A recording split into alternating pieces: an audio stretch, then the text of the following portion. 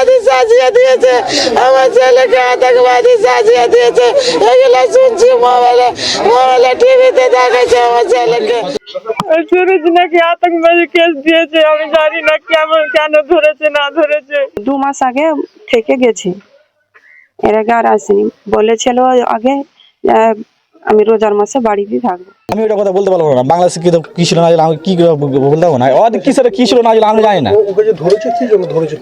এখন আমি শুনতে পারলাম যে এই মতন মানে বাংলাদেশ ওদের শুনলাম যে মৌলে দেখাচ্ছে, মৌলে দেখলাম।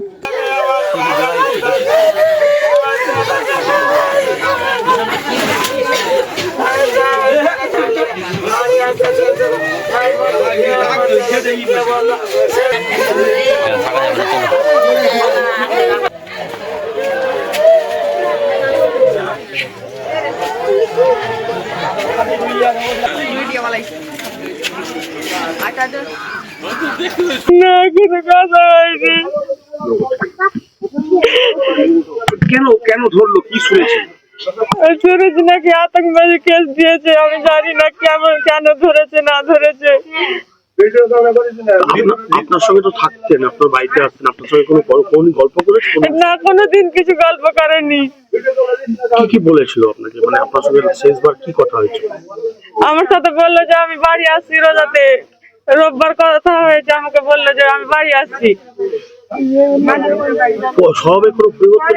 না, আমি কিছু পরিবর্তন দেখিনি। বাড়ি যখন আসতো তখন ফোনে কার সাথে কথা বলতো কিছু জানেন? না, আমি জানি না। ফোনে কথা বলতো?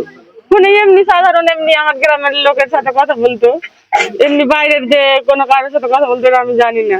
কলকাতা থেকে ফোন আসতো? না। বলছি আপনার স্বামী কত টাকা করে পাঠাতো মাসে, কলেজে কাজ করতো, কত টাকা করে পাঠাতো? আমাকে কোনো মাসে 5,000, কোনো মাসে 10,000 এরকম করে পাঠাতো। এখন কি চাইছেন আপনারা? আমরা চাইছি আমার স্বামীকে নির্দোষ প্রমাণ করুন। আমার নির্দোষ স্বামী, আমার স্বামী কিছুই জানে না, আমার স্বামী নির্দোষ, আমার স্বামী একবারে সাদা দয়ালু। আমার স্বামী, দিল্লি পুলিশ কিছু জানিয়েছে আপনাদেরকে? আমার স্বামী দিল্লি পুলিশ জানিয়েছিল কি জানিয়েছে? যে আপনার স্বামীকে গ্রেফতার করেছি। কি বললো? যে পোস্টার টাঙিয়েছে বলেছে, আমি হিন্দিতে বলেছে। কি পোস্টার টাঙিয়েছে? আমাকে কিছু বলেনি। আপনি কি মনে করেন আপনার স্বামী কি পোস্টার টাঙিয়ে থাকতে পারে? না, আমার মনে হচ্ছে পোস্টার টাঙায়নি। ফাঁসালো কেন? আপনার স্বামী কি উদ্দেশ্য? আমি ওটা জানি না। কার কাছে বিচার চাইবেন আপনি? আমি মহামান্য আদালতের কাছে বিচার চাইছি, বা রাজ্যের বা দেশবাসীর কাছে আমি বিচার চাইছি।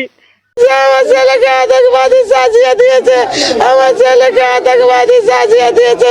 এগুলো শুনছি মোবাইলে টিভিতে দেখাচ্ছে আমার ছেলেকে। 2 মাস আগে এসেছিল আমার ছেলে, রমজান মাসে রোজা করার লেগে বাড়ি আসতে চেয়েছিল। এর মধ্যে কে আমার ছেলেকে কে বললো এরপর আতঙ্কবাদীতে নাম দিয়ে দিয়েছে। আমার ছেলে কে চিনি, ব্যাপারটা হচ্ছে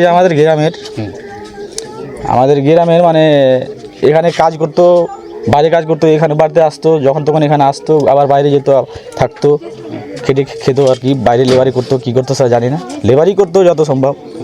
এখানে আবার শুনছি যে এই মতন মানে সকাল করে আমার ঘুমিয়েছিলাম, সকাল করে শুনলাম এই মতন একটা গ্রামের একটা হচ্ছে। আবার দেখে আসলাম, এই মানে সব মানে মিডিয়া আসছে কি হয়েছে, মানে শুনতে পাচ্ছি যে বাংলাদেশ সাথে বলে যুক্ত ছিল না কী ছিল, তার জন্য মানে একটা ভয় একটা হয়েছে। কেমন ছিল এই উমর ফারুক? মানে ভালোই ছিল, ভালো কথা বলতে কারোর সাথে কোনো ঝুট ঝামেলা ছিল না, সব আচরণ? হ্যাঁ, সব আচরণ ভালোই ছিল, এই হলো কথা।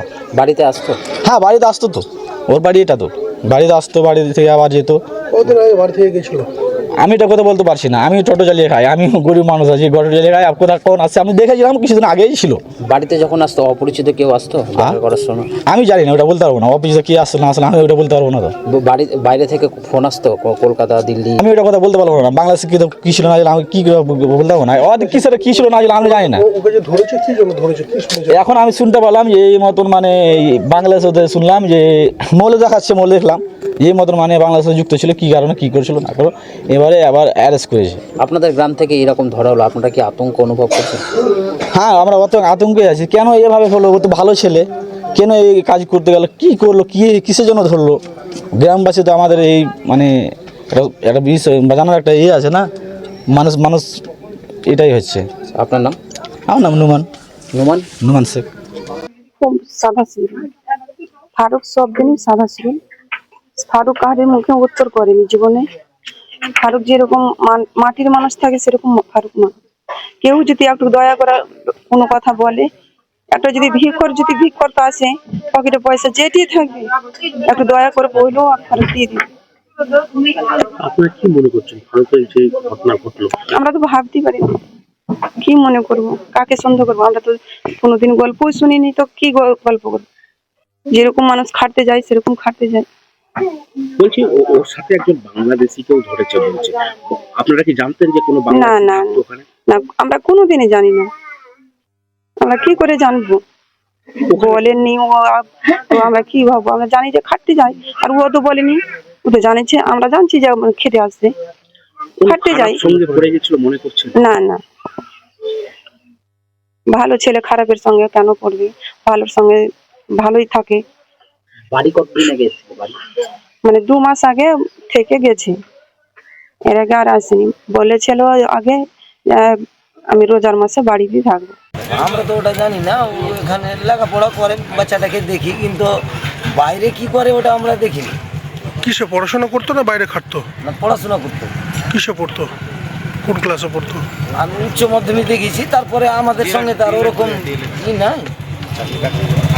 শিক্ষিত ছিল? হ্যাঁ, শিক্ষিত ছিল। ও কালকে যেরকম মোবাইলে দেখলাম কিংবা আমি এখানে শুনেছি, হ্যাঁ। তো মোবাইলে খবর দিয়েছে যে একটা জঙ্গি হিসাবে কথা বলছে। আচ্ছা। হ্যাঁ, তো ছেলেটা তো আমরা তো আর অতটা জানি না কি করে, কিন্তু আমরা গ্রামে দেখতে পাচ্ছি যে ছেলেটা ওই চাকরির জন্য ছুটাছুটি করে। বলতে পারলাম না, ওই চাকরির জন্যই যেত। কি কি কিসের চাকরি পাওয়ার যোগ্য ছিল? হয়তো পুলিশই, একটা গরিবের ছেলে যদি যে কোনো একটা চাকরি জুটলেই ভালো না। ওটা দেখতে হবে যে ছেলেটাকে কি কারণে, হয়তো কেউ এমন তো আছে যে কেউ হয়তো ফাঁসানো হয়েছে কি হয়েছে, ওটা দেখতে হবে। পরিবারের সাথে কথা বলেছেন আপনি? না, ওর বাবা কালকে ওখানে আমার সঙ্গে দেখা করেছে, তো তো ট্রেনে হয়ে যাচ্ছে, ভেঙে পড়ে যাচ্ছে। ওর বাবা বলছে আমার ছেলেটা এরকম নয়, কিংবা গ্রামের সবাই জানে যে ছেলেটা এরকম নয়। একটা আতঙ্ক তো থাকবেই যে একটা গ্রামের ছেলেকে কি হলো না হলো নিয়ে চলে গেল, কিংবা জঙ্গি বলে কি বলছে, আতঙ্ক তো হবেই। কি নাম আপনার? মনিরুল শেখ। কি মেম্বার? হ্যাঁ, মেম্বার।